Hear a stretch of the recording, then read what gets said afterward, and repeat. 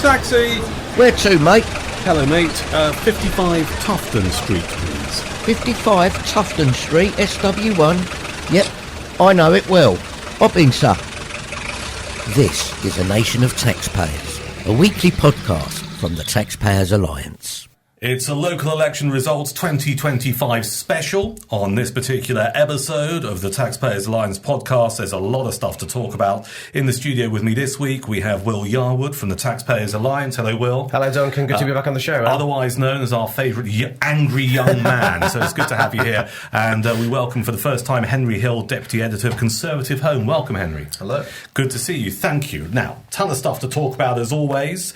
A political earthquake last Thursday. Is it the end of the Tories? Flash in the pan for reform. What do we know? We know from a standing start that Reform UK got 677 seats. The Tories lost over 670 seats, currently remaining 319 on last week's elections. Labour got 98, down 187. And just to prove that we're fair and balanced when we can be on this podcast, the Lib Dems got 163 additional seats and the Greens up 44.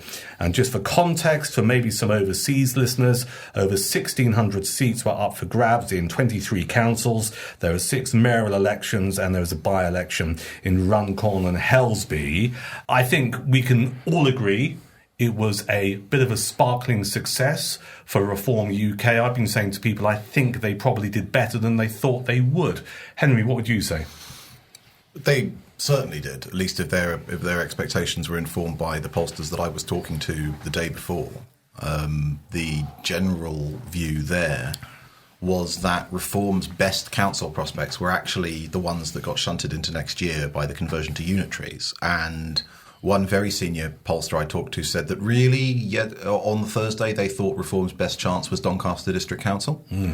And there was only really an outside chance of anything else. Now, obviously, they got Doncaster District Council, along with, I think, 9 other councils. Yeah.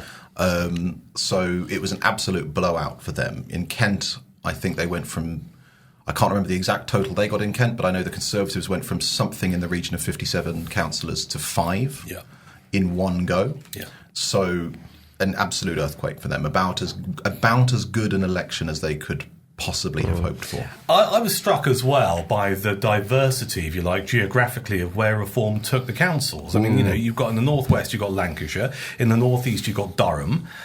In the southeast, you mentioned Kent, Henry. I mean, they've done remarkably well. Yeah, they have done remarkably well. I mean, I think the most insane result was in Lincolnshire, really. Like, not just getting the mayor there, but also getting the council there. I mean, Lincolnshire Reform Patriots really did turn out for them.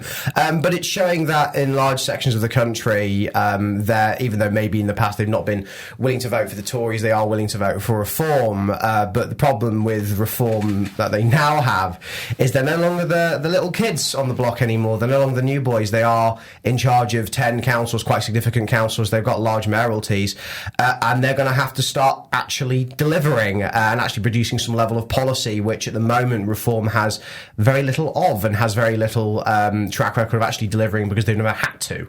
So now they're going to have to, and whether they can is going to be one to see, because if they don't deliver, the usual suspects from the Conservatives, Labour and the Lib Dems will go, well, I know we were bad guys, but this lot, actually don't know how to run things at all. But rightly so, isn't it? I mean, now there's about the proof being in the pudding, isn't it? And so is this make or break time for Reform, do we think? Potentially. There are 2 challenges that this poses for Reform. The first is the delivery question. UKIP broke through in a couple of councils, not on nearly this level. And even before Brexit and the unwinding, the then partial unwinding of the Faragist vote, we were seeing them losing ground because they didn't perform well in local government. And this has historically been a problem for Farage's parties. It didn't matter when it was the European Parliament because nobody, certainly not UKIP voters, ever cared about the European Parliament, but they do care about their council. And so you think back to and a blowout like this always poses challenges. You're right, just picking up, it was Thanet, wasn't it? Thanet District Council, where they got the council, and then within about, I think, 4 to 5 weeks, half of the UKIP councillors resigned or went independent, and it was all over the local airport, which I think was Manston. It would have been Manston Airport. So you're right, that is often cited as an example of Farage's mob not being very good at local government. And related to that is UKIP and its successor parties have had candidate problems, right, with their vetting, and did they vet all 50-something councillors they probably have on some of these councils? Think about the SNP problem in 2015 when they had a blowout. The other challenge is Farage has always been happier being a one-man band than conducting an orchestra. And if you look at the history of his parties again, I think the one must-read book on this is Michael Crick's biography of Farage. Yeah. Is any time that there is a rival centre of power or potential rival centre of power in his party, he crushes it. Yeah. And now he has 8, 9, 10 council leaders, right? Not just elected councillors with their own mandates, but elected council leaders. He has elected Metro Mayor. Yeah. Next year, he will have almost certainly a leader in the Welsh Senedd. Yeah. Maybe even outside chance of First Minister, depending on how that goes. He'll have a group, Scottish Parliament group. These will be substantial figures, or they should be substantial figures. And the question is, how does reform adjust? How does Farage adjust to a world in which people other than him matter? Do you think he's not learned his lesson? It's really interesting that you bring up the Crick biography, because I read that recently, and you're right. There are corpses, if you like, littered throughout the whole Farage journey of people he's fallen out with, some of whom we've interviewed on this podcast in the past. Do you not think he now realises the stakes are so high he can't afford to make that kind of mistake again? Or do we just go back a few months and look at Rupert Low?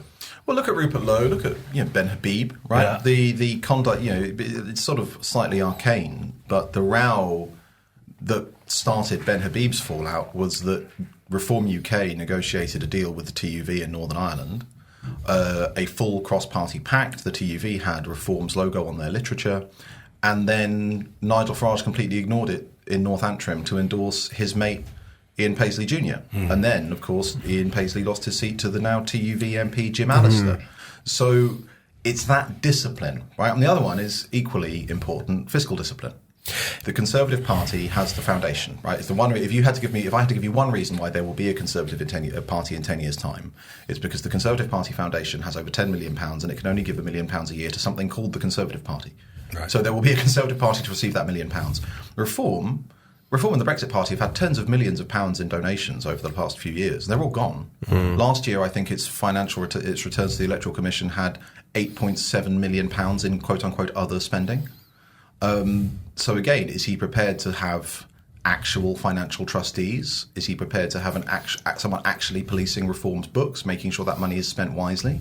These are all big questions he's never had to grapple with. Do you know what? It's really interesting, again, to hear you say that, because I over the last 7 days since we've had these local election results in England, I've not heard one person talk about the future of the Conservative Party based on what you've just said, which is actually financially they're pretty rock solid, whereas Reform, despite maybe Nick Candy's efforts as their treasurer, may not be that rock solid. So just exploring that in a bit more detail, Henry, is that where, if you had to put money on which party will still be around in 5 years' time, would you go, well, undoubtedly it's the Tories because they've got the money in the bank?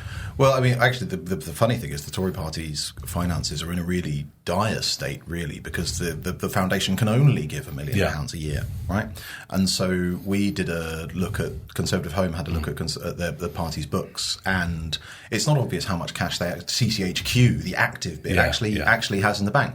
But yes, I think that there's a lot of ruin in a party, and the Conservatives really do seem to be doing their level best at times to try and get through as much of it as possible.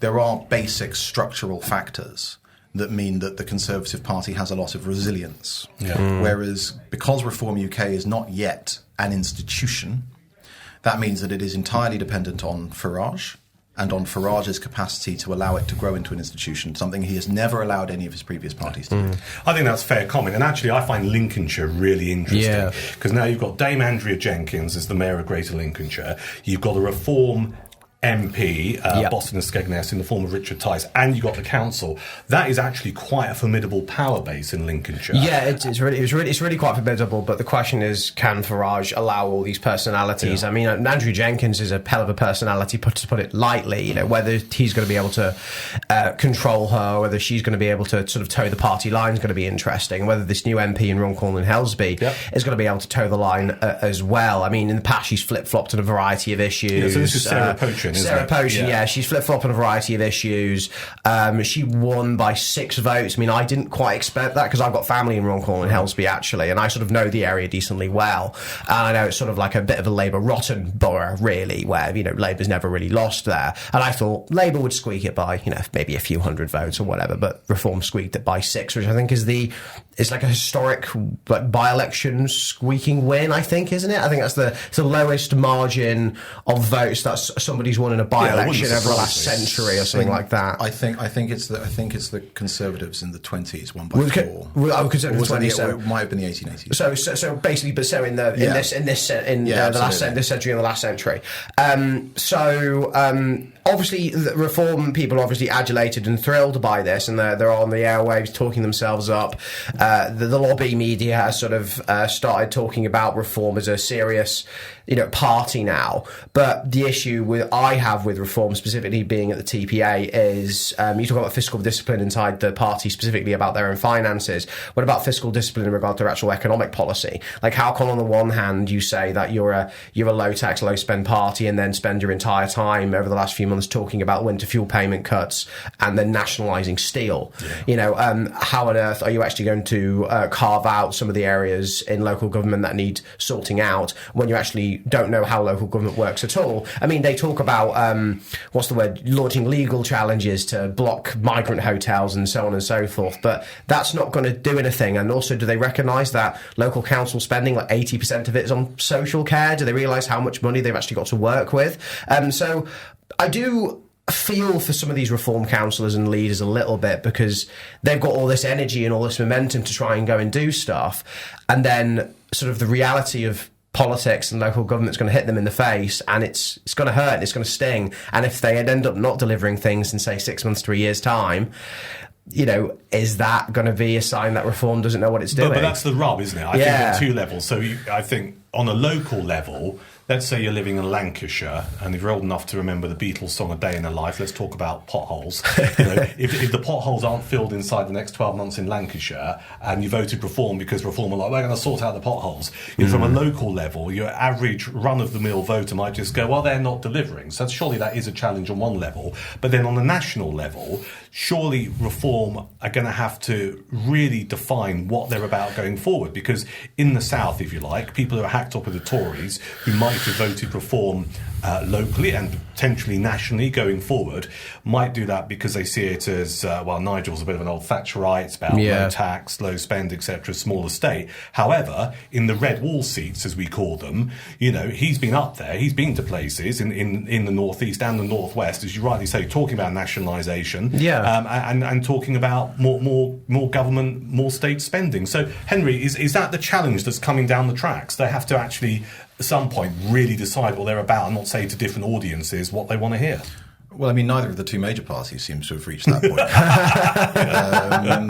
point. So I suppose ideally that would be something that they should do. But if you look at the conduct of the 2 major parties in office, again, I think actually one of the things which I wrote in our editorial on Sunday is that really the challenge in British politics is that there is simply no public space for any of these difficult decisions, right? Because what these local elections represent is a flight to fantasy politics on both wings, right? If you're voting, you know, Liberal Democrat, Reform is a little bit different, but in both cases, basically, you've got both of the major parties, and they have made a terrible hash of things, and I'm not denying that, but they have both encountered the reality of trying to govern Britain in 2025. And so the voters are like, well, I'm voting for Kodos, and going off to vote for Reform or the Liberal Democrats who have not yet been tainted by this. I do think it would be very interesting.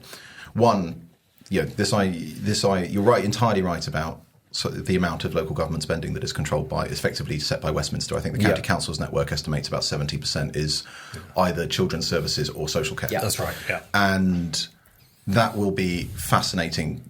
All the politicians are colluding on this, basically. Kemi Badenoch saying this is about who fixes the roads and collects the bins, and it's like, it should be about that. Yeah, but it's really not. But it would be interesting, depending on their appetite for it, whether or not Reform councillors could sort of start doing a Liverpool, right? Where they just, because What would happen if a reform council just decided not to meet its send obligations, right? It decided it was just going to not do cabs to school. And it was very public about, we're taking this entire budget and we're spending it on potholes. Presumably the council will be legally liable. I don't know if the individual councillors would be legally liable. But would it be, if reform are otherwise in this vice, where they're basically stuck presiding over the social care system while taking the flak for local services decaying, is this a political gamble? You probably wouldn't get a major party do it, but might reform think the political gamble is worth it? Of Westminster sending in the commission? They would, wouldn't they? Yeah, and it could be electorally popular, actually, because things like potholes and bin collections are things obviously everyone sees every single day, and they feel it when it doesn't work. I think the conversations also around firing council employees, specifically ones to deal with net zero and EDI. I mean, obviously, I'm very pro that, but the issue is that even though councils and councillors do have the right to fire council employees, that they don't have the right to fire them unjustly. Well, there's going to have to be a process. So they're going to have to be a process. But the issue I also see is are they just going to, if they start doing that, which is obviously positive, are they just going to get stuck down in more legal challenges? Yes, yeah. Right, that's all they'll do. But won't that feed into the reform narrative, which is, oh look, we're trying to do this, but the system won't allow us. That's vote for us for national government. In that case, they'd be correct then, wouldn't they? Because there's some level. Because if something is restricting you from doing something that you should be able to do in your own patch of the UK, then their response could exactly be that, saying, well, that's why you need to get us in power in 2029 so we can undo all these laws. But then again, does reform even know what laws are actually in the way? No, it doesn't. None of that work has been done. There has been no effort, essentially, so far. And maybe Farage accepts that now he might need to do it, but there has been no effort to come up with a coherent, actual governing agenda. And it's also important to note that in many ways, reform is simply the next face of the uniparty, on things like planning. Yes. Richard Tice saying that reform councils are going to ban all pylons, right? I mean, they are... This is the tragedy of local government, in a way, is that it has a load of powers it frankly shouldn't have because it has the worst possible incentive structure. But I don't think there will be any difference between a Liberal Democrat and a Reform Council when it comes to whether or not they're going to let new housing get built, whether or not they're going to let energy structure get built. Honestly, I think the big difference on immigration is that basically Reform is like, we don't want immigration, and Liberal Democrats are, we think immigration is wonderful, but don't worry, we'll make sure they can't live here. Right? That's the sort of tacit bargain that you make when you vote Liberal Democrat. So literally not in my backyard. Not in my backyard. And this is it, right? This country's problems are fundamentally, one, long-term.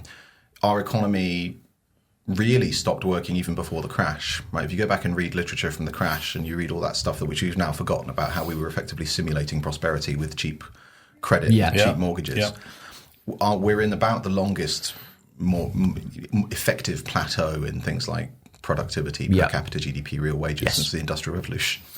And Reform don't have an economic diagnosis for this. And bringing immigration down, fine, good policy, but how are they going to do it? That would be a shock to the system. They're going to put boats in the air. They're going to put Navy in the They haven't done any of this. And I think one of the challenges they have, and this is one of the fallouts from the Rupert Low row, is that they need to attract good people. Yeah. And I have heard, anecdotally, admittedly, but I have heard from several sources about the way that the Low row has put good people off.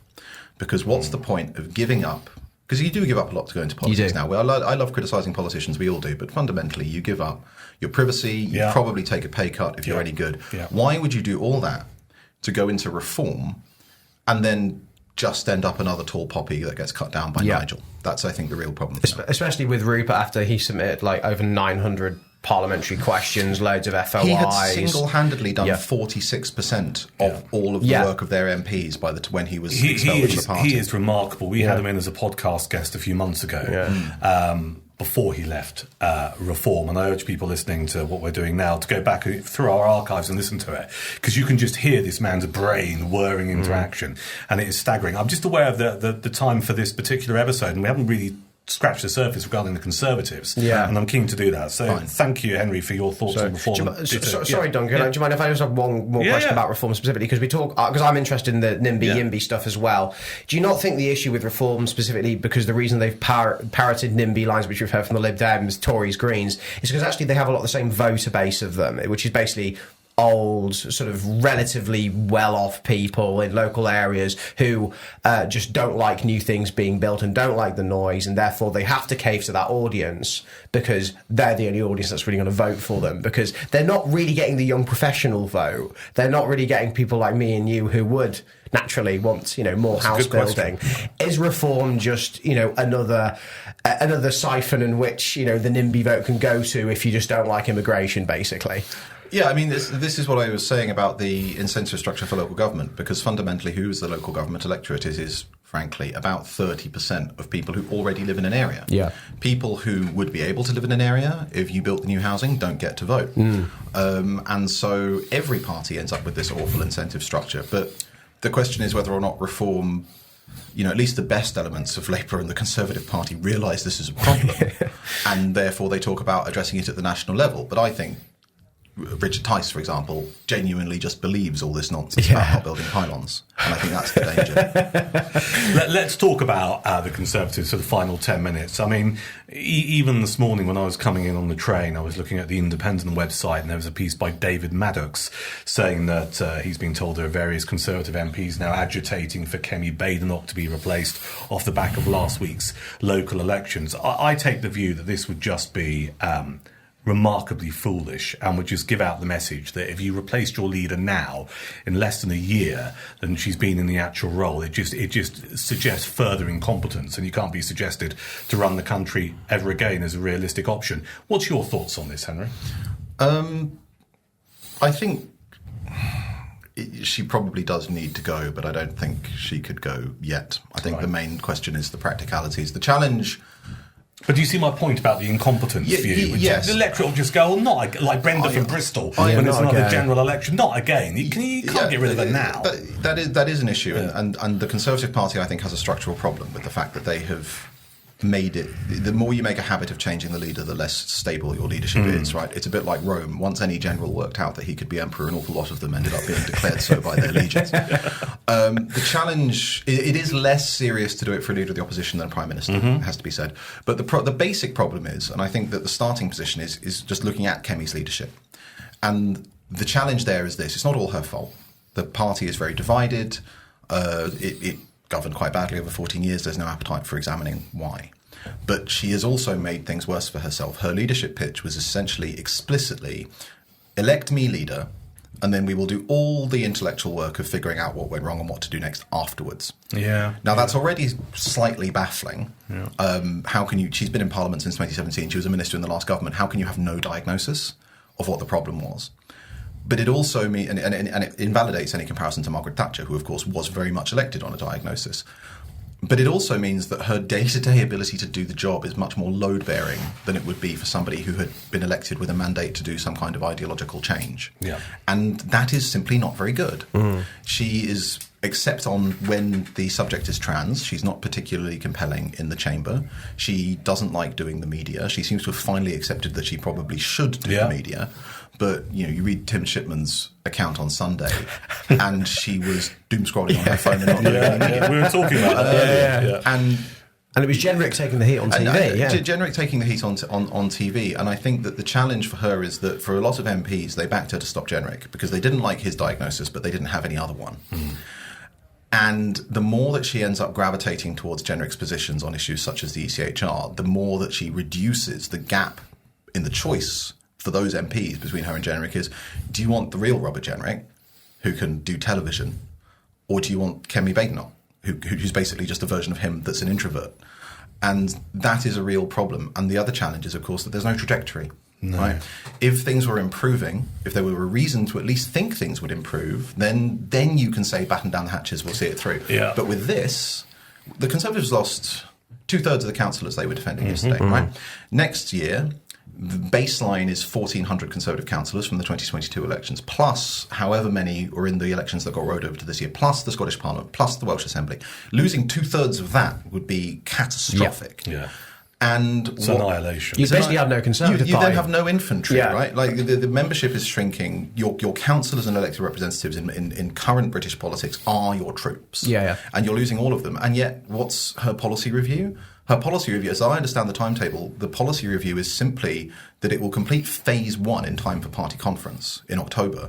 And that just means that each shadow minister will be able to give an idea of what they think the problems are, right? Yeah. And that's not the luxury of time. It's near the time. You don't have time. There's no time. In 1997, the Conservative seats were safe. Lots of them had big majorities. There was no party to their right.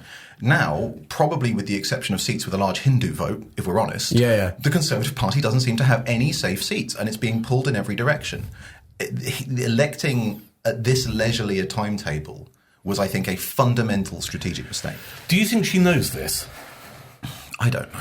And also isn't the point that basically Kemi and others think that no one wants to hear from the Tories for 2 years, so basically we need to go away, shut up, just take the hits, and then come back in 2 years with a proper policy platform? Like, do you not buy that or see that as a sort of valid way to govern a party, I suppose? No? Okay, fair enough. Well, but no, because... I'm not saying I do, but it's just... Okay, so here's the problem.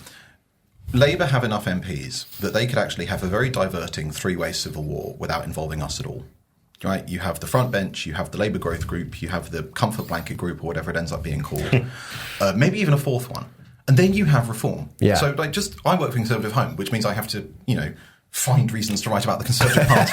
But if you're not bearing that cross and you're a journalist, how many paragraphs into your story do you get before you need to even think about what the Conservative Party is doing? Like near the bottom, if at all. And again, you think about your 2 year thing. What's happening to your base? The Conservative Welsh Assembly Group, it looks at they're increasing the size of the Assembly Senate by 50%. Yes. And it's still on current polling. There are going to be fewer Conservative MSs than there were before.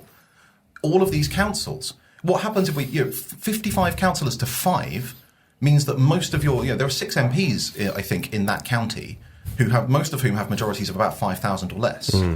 They must be absolutely bricking it. There is simply not time. You need to be on the offensive, active defence, if you like, if you're still trying to work out what your policy is. You need to pick some issues and go on the attack. Do you think she'll still be leader by the end of 2025?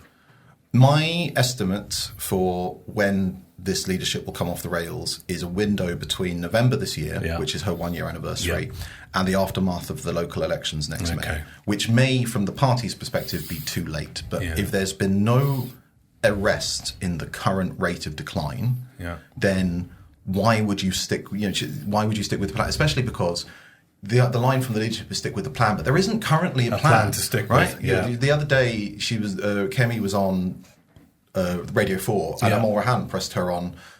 We ran our survey, and our survey said party members think we're being too slow in developing policy, and she was like, "No, we need a plan. Policy is the beginning." Fascinating defence. Policy is the beginning, not the end. And the thought was, well, 1 is the beginning, not typically where you start. but 2, how can you have a plan for policy you haven't decided yet? Right? So actually, it all just feels like a holding pattern for a leadership that just doesn't know what went wrong. And or doesn't want to admit it. Well, I mean, I think that's partly it. When you hear Conservative MPs, and some of them have said this to me, and they'll be like, Henry, we might not like it, but voters these days, they're voting on culture. And a vein starts going in my temple. And I'll be like, what do you mean? How would you test this? Are you saying that we built an amazing economy and lost the election anyway? Obviously.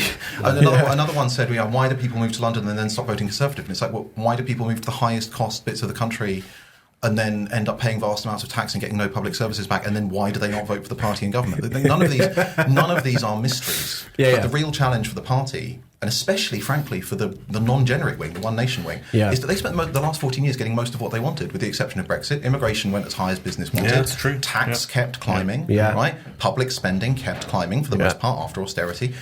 They got what they wanted.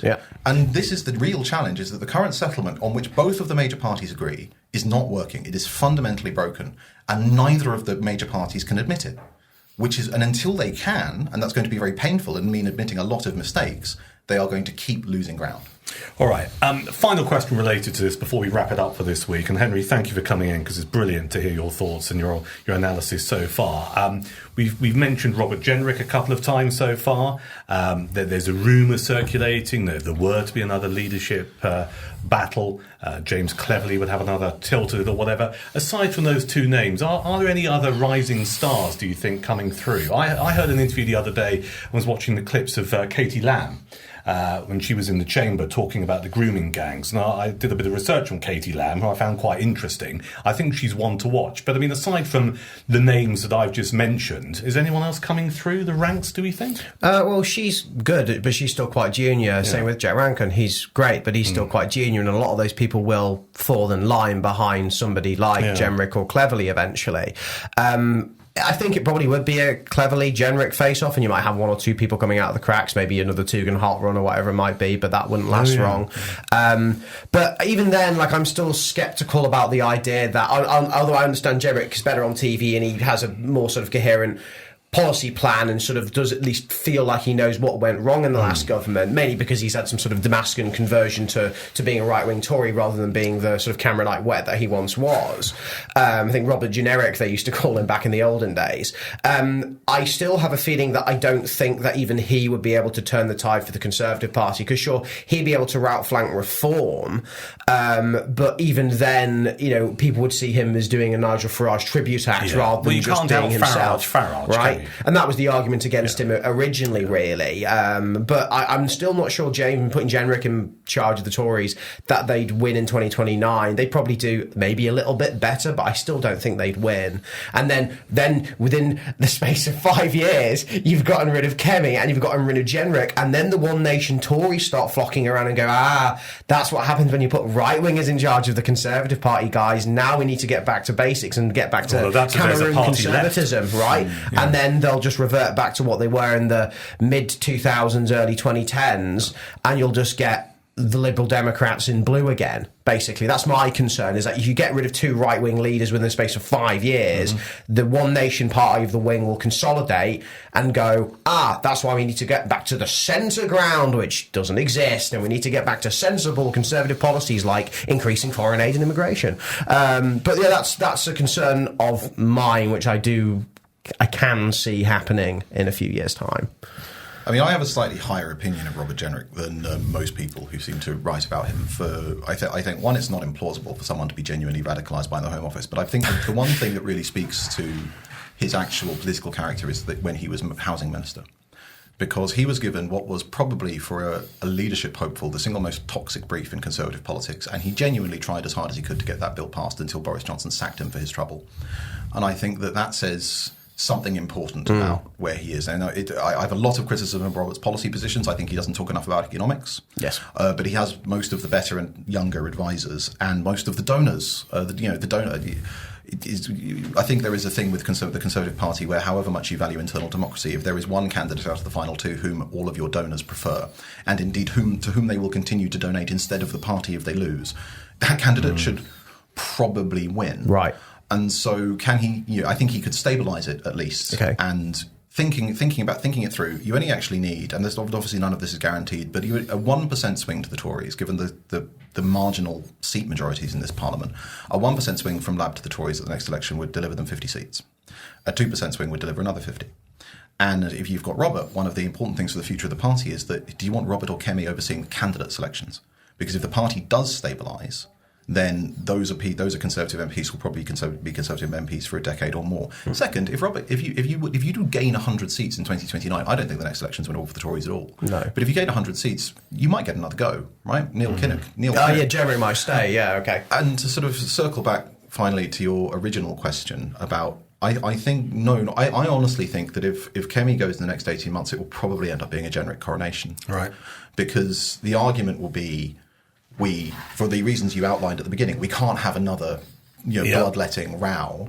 Katie Lamb is one. It's always unfortunate for any politician to have the cross of Boris being the one to watch thrust onto their shoulders. Yeah, but also she was in Downing Street under Boris, wasn't she as well? Yeah, all of that. Sometimes I hear people mentioning Laura Trott for the One Nation wing, but she's not doing anything to build her profile up enough. No. There's really nobody with the profile, right? Why, unless you're absolutely committed to stopping Robert Jenrick, and I suspect in a year to 18 months' time there won't be enough of them, why would you not just pick the person? Because even if you're being calculating, you can think, okay, we'll let him lose 2029. Yeah. So I think he'll be the only option. It's been brilliant having you in. Will you come back on a future Of course, episode? yes. Thank you. Henry Hill, Deputy Editor of Conservative Homes, thank you for joining us. Will Yarwood from the Taxpayers Alliance, always a pleasure to have you here. If you want to pick up on anything that we said, do send us an email. It's podcast@taxpayersalliance.com. And please subscribe to this podcast, A Nation of Taxpayers, from wherever you get your podcasts from. Until next time, thank you for listening.